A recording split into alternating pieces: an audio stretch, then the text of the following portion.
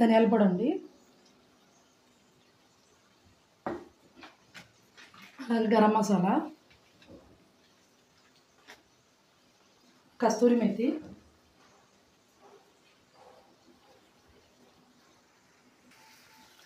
రుచికి సరిపడినంత ఉప్పు అండి, అలాగే కొంచెం వేస్తున్నాను చిల్లీ పౌడర్.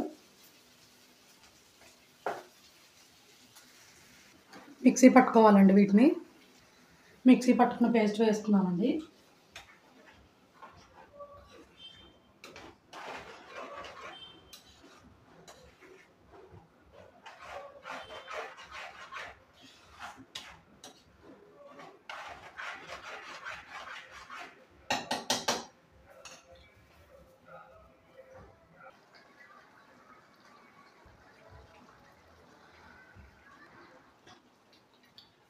ఫైనల్గా మిక్సీ వేసి బటర్ మసాలా కర్రీ రెడీ అండి.